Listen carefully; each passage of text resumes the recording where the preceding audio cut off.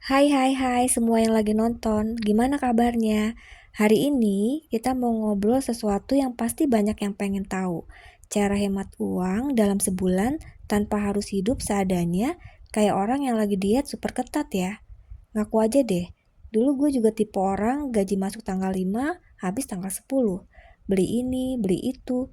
Lupa ada tagihan listrik, air, dan pulsa. Sampai ada hari gue mau beli mie instan aja gak ada duit.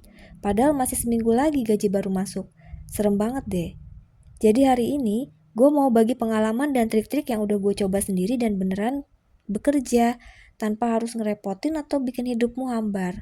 Kita bakal bahas mulai dari planning, ngatur pengeluaran, sampai cara ngelawan keinginan beli yang gak perlu. Jadi siapin minuman favoritmu ya, duduk santai, dan mari kita jadi orang yang hemat tapi tetap seru. Kenali dulu keadaan dirimu.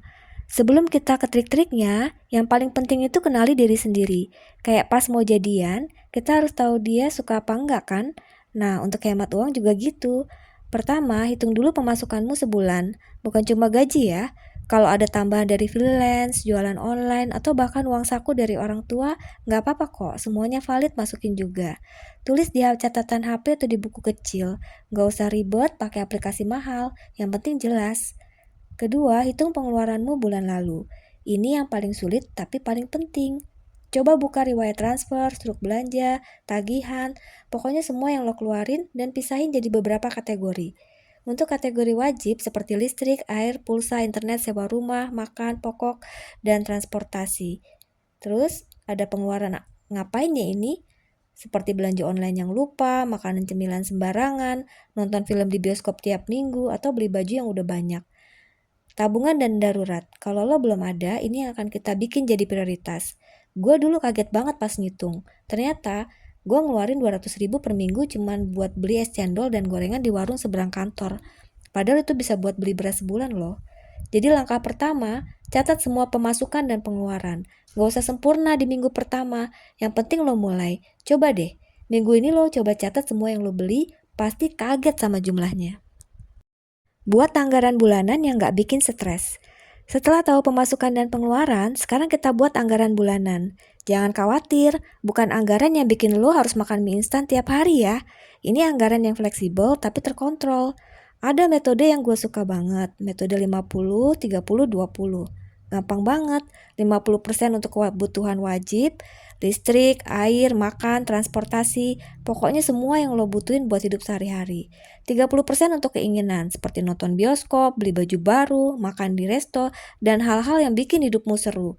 20% untuk tabungan dan darurat. Ini yang akan bikin lo tenang kalau ada hal tak terduga. Misalnya gaji lo sebulan 5 juta, berarti 50% yaitu 2,5 juta untuk kebutuhan wajib. Terus 30%-nya 1,5 juta untuk keinginan dan 20%-nya 1 juta untuk tabungan dan darurat. Keren banget kan? Lo masih bisa ngelakuin hal yang lo suka tapi juga ngisi tabungan. Tapi kalau gaji lo lebih kecil nggak masalah juga, sesuaikan aja persentasenya. Misalnya 60, 25, 15, atau 70, 20, 10. Yang penting ada bagian untuk tabungan. Cara lain yang juga bagus, metode tabungan duluan. Pas gaji masuk, langsung transfer tabungannya ke rekening terpisah. Jangan samain dengan rekening yang dipakai buat belanja. Kalau udah transfer, pikirin aja itu duit udah habis. Gak boleh diambil lagi kecuali darurat. Gue dulu pakai rekening tabungan yang gak ada kartu debitnya. Jadi kalau mau tarik harus ke bank langsung. Jadi rasanya males banget. Ini bikin gue lebih jarang nyari alasan buat ambil duitnya. Lucu ya, tapi beneran kerja. Trik-trik hemat di kebutuhan wajib. Nah, sekarang kita bahas cara hemat di bagian kebutuhan wajib yang paling banyak nyedot duit. Pertama, makanan. Kalau lu sering makan di luar, ini yang paling banyak bikin duit habis. Gue dulu makan di kantin kantor tiap hari, 30.000 per hari. Itu berarti 900.000 per bulan loh. Sekarang gue coba masak sendiri di rumah. Gue beli bahan belanja seminggu sekali di pasar atau toko grosir yang harganya lebih murah dari minimarket. Kemudian gue bikin bekal untuk ke kantor. Bisa bikin hari Senin sampai Jumat atau setidaknya 3 hari seminggu. Kalau mau makan di luar, gue pilih hari yang ada diskon atau beli paket. Nggak sembarangan.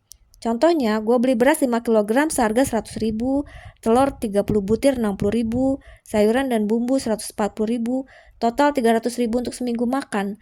Banyak hematnya kan? Kedua, transportasi. Kalau lu naik ojek online tiap hari, Coba hitung berapa totalnya sebulan, pasti kaget. Gini cara hematnya.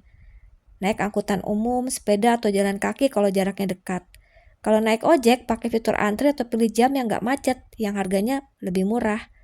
Gabung arisan ojek sama teman kantor, biar bagi-bagi ongkosnya. Gue sekarang naik angkutan umum ke kantor. Ongkosnya cuma 15.000 pulang pergi per hari. Jadi 450.000 per bulan. Sebelumnya naik ojek 100.000 pergi pulang per hari. Itu 3 juta per bulan. Bayangin aja hematnya berapa. Ketiga, tagihan. Listrik, air, internet. Untuk listrik, kita bisa matikan lampu, AC atau perangkat elektronik yang nggak dipakai. Ganti lampu pijar jadi LED. Hemat banyak banget loh. Kalau lu sering main HP, cas pas di siang hari, pakai tenaga surya kalau ada, atau matikan AC pas kita ngecas. Untuk air, tutup keran pas gosok gigi atau mandi. Gunakan ember buat cuci baju atau mobil, dan hemat air dan listrik kalau pakai mesin cuci. Internet, cek paket internet yang lu gunakan. Kalau lu jarang main game atau nonton film, pilih paket yang kecepatannya cukup. Atau gabung dengan tetangga buat bagi-bagi tagihan internet. Tapi pastiin saling percaya ya. Ngelawan keinginan beli yang nggak perlu. Ini yang paling sulit tapi paling penting. Ngelawan keinginan beli yang nggak perlu. Kamu pernah nggak lihat barang di online shop langsung kepikiran, wah harus punya nih. Beli. Lalu beberapa hari kemudian lupa ada barang itu. Ya, gue juga sering. Cara ngelawannya, metode tunggu 24 jam. Jadi kalau lo pengen beli barang yang nggak wajib, tahan dulu selama 24 jam. Besoknya pikirin lagi, lu beneran butuh ini atau cuma pengen? Kalau masih pengen, tunggu lagi 3 hari. Seringkali setelah itu keinginan itu bisa hilang. Hapus aplikasi online shop dari HP lu, atau setidaknya sembunyikan di folder yang sulit ditemukan. Kalau nggak lihat, nggak pengen beli kan? Buat daftar barang-barang yang mau dibeli. Tulis semua barang yang lu pengen, beserta harganya. Tunggu sampai duit lu cukup dari bagian keinginan di anggaranmu, jangan pakai duit untuk kebutuhan wajib. Pikirkan nilainya. Kalau barang itu harganya 500.000, pikirin lagi. Dengan 500.000 ini, lu bisa beli beras selama 5 bulan atau pulsa selama 2 bulan. Pasti jadi lebih hati-hati. Gue dulu suka beli baju baru tiap minggu. Padahal baju yang udah ada masih banyak yang belum kepake. Sekarang gue cuma beli baju kalau yang lama udah aus atau kalau ada acara penting dan pasti dari bagian keinginan di anggaran. Rasanya lebih puas loh, karena lu tahu itu duit yang udah disiapin khusus. Buat tabungan dan dana darurat. Yang paling penting dari semua ini adalah tabungan dan dana darurat. Kenapa? Karena kalau ada hal tidak terduga, misalnya motor rusak, sakit, atau kehilangan kerja, duit ini yang akan ngebantu lu jadi tidak kaget. Dana darurat harus cukup untuk kebutuhan wajib lu selama 3-6 bulan. Misalnya kebutuhan wajib lu sebulan 2,5 juta. Berarti dana darurat harus ada 7,5 juta sampai 15 juta. Ini bisa buat lo tenang kalau ada hal yang tidak terduga. Kemudian tabungan tujuan. Selain dana darurat, lu juga bisa buat tabungan untuk tujuan tertentu. Misalnya pengen beli motor baru, liburan, atau buat modal usaha.